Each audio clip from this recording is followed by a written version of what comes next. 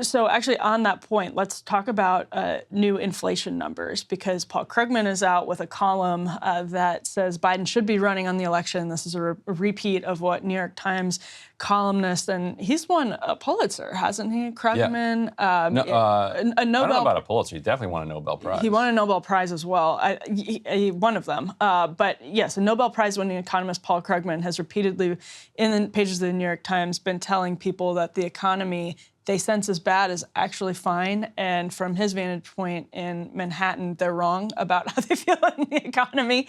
And right, I think some of these inflation numbers, we can put this first element up on the screen. I think some of these inflation numbers explain why both Biden and Krugman are having a hard time making that case. When we got the January inflation data, consumer prices rose 3.1% in January 2024 from a year before. According to the Wall Street Journal, they rose the fastest for frozen, non-carbonated juices and drinks. That's a very specific place where inflation saw. It was a change from 29% from prices a year ago this month. Eggs had the largest drop. They fell from 28.6%. Let's roll this clip. Let's roll this clip on inflation. This was actually posted by the RNC, and you can sort of see why they might have posted it. Let's roll it.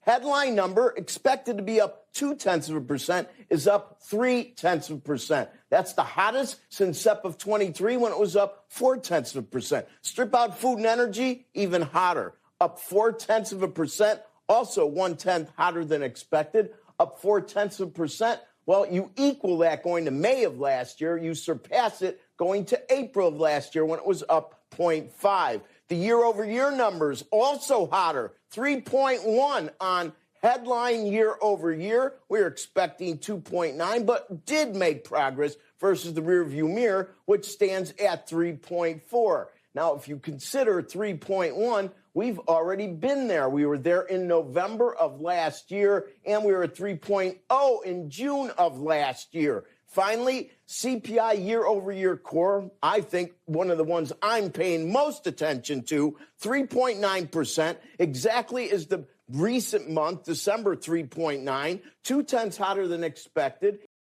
So let's also run this clip of Jillian Michaels on Bill Maher. She actually specifically mentions the price of eggs, which, as we saw, just had the biggest drop. But she sort of went toe-to-toe with Bill Maher on his show about inflation. Let's roll that. But isn't it amazing to you, like it was in the paper today about this country came out of the pandemic way better. We won the pandemic economically. I mean, America... Did? God, I don't feel that way. Explain it to me. I feel like inflation's insane. Inflation is not insane. Bill, go buy a car. There's numbers. I understand things, a house but it has tripled here. Look, I get that people buy some fucking eggs. Explain it to me. I'm not an economist. There's feelings, and then there's the numbers. Okay, what are the numbers? The numbers have come down a lot in the last 6 months. Okay. Of course, it was inevitable when we gave out $6 trillion so that everybody could hide under the bed from the forever flu. That was never going to end well. It was taken by the richest people ever and didn't get where it needed to go. A lot of it was stolen. It was. We agree on that too. It was like, was there some response needed? Of course, you don't want the hospitals overrun, but it was just a massive overreaction, and that did cause some of the inflation. What do you make of that, Ryan? Because I think when you look at the inflation numbers, and you and I were talking a little bit about this, they have gone down.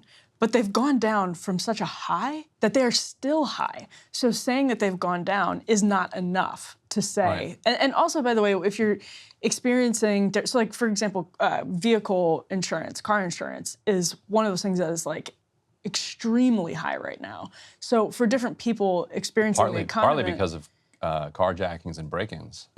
Exactly. And also, actually, significantly because of severe weather, like storms. And this is a significant. I'm glad you brought this up. A significant driver of the overall inflation number, believe it or not, is the price of car insurance. And a significant driver of the price of car insurance is not just the theft, but more precisely the number of storms, floods, hurricanes, just damage being done by extreme weather events to cars.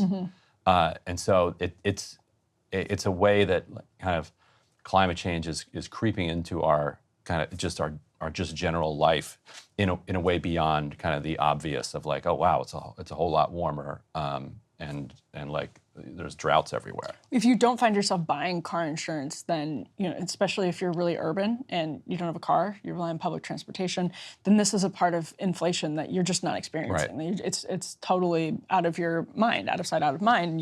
And for everybody else who is experiencing it, you see your numbers go up, but the way you feel is you just have less money in your bank account because you're probably doing automatic withdrawal. It's like, wait, what's going on here? And so it just contributes to this kind of overall sense that you're running faster and like in a dream and just not being able to move as quickly. And depending on where you are, gas prices, for example, are really, really bad or okay. So there are a lot of different parts of the economy that if you're experiencing it as a different person, you can look at, maybe the overall basket is down over the last couple of years. You can see where a lot of Americans don't feel good about it. And yes, to the point that we were talking about earlier, it was so bad that dropping from it being so bad to just being bad is not a great line for Biden to run on. And I think you've got some precise numbers there, but since Biden was sworn in, and I think this is the key thing that people like Krugman need to keep in mind, inflation has run at roughly, I think, 17%. Things are 17% more expensive now than they were when Biden was sworn in. And hourly wages are up like 13 or 14%, which means that your purchasing power is down. Like your standard of living is down. You're poorer than you were when he was sworn in. Yes. And people watch gas prices moving day to day, but I think the way that they understand prices is on a longer timeline, thinking back a couple of years. And you also remember kind of the best moments more than you remember. And you remember the worst moments, but you don't remember the ones in between as much. So it's easy to think like there was that brutal period of inflation and things have not really come down. And yes, wages are up for a lot of people, but wage gains are not distributed evenly. Wage gains are distributed to people who switch jobs. Yeah. You get some, some COLAs at the end of the year if you stay in your job, but oftentimes you have to switch jobs to get that raise. And so when we say that hourly wages are up 13%, it doesn't mean everybody's wages are up 13%. Psychologically also, people understand price increases as not their fault. Somebody else's fault, actually the president's fault. Like that's his fault why I'm paying more for these things. If your wages go up, unless you're an effective communicator like an FDR or somebody, and you're seeing like a mass kind of labor movement, most people are going to say, my wages are up because I'm a good worker and because I deserve those wages. And you are a good worker and you do deserve those wages. But your wages are also up because of macroeconomic policies that have given workers more power. But so that's why I think the economy is so tough in this moment, because people are not going to give credit for their wages to Biden. They feel like they did that. But they are going to blame Biden for the fact that things are more expensive. And then you layer on top of that the most important thing, which is housing. Like, housing is now so expensive and gobbling up everybody's income that even if your wages are up and this core inflation minus shelter is coming down, you're still suffering from that.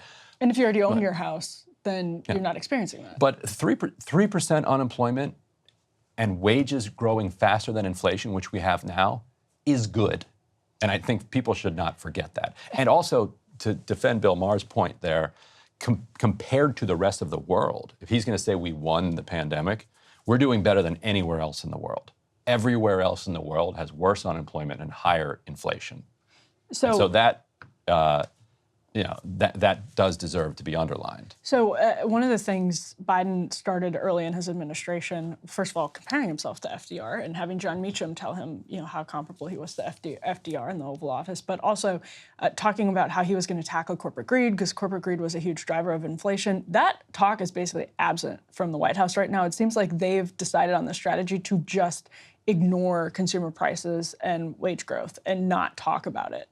You see them every few weeks, like try to trot out Bidenomics, but they've largely kind of given it up. And they talk in these sort of broad, sweeping terms about how Americans are all better off. But it seems, Ryan, like their new strategy is just to ignore inflation altogether, rather than pinning it on corporate greed, because Biden came into office pledging to tackle corporate greed and pledging to make, by some estimates, it's more than it accounts for more than half of inflation.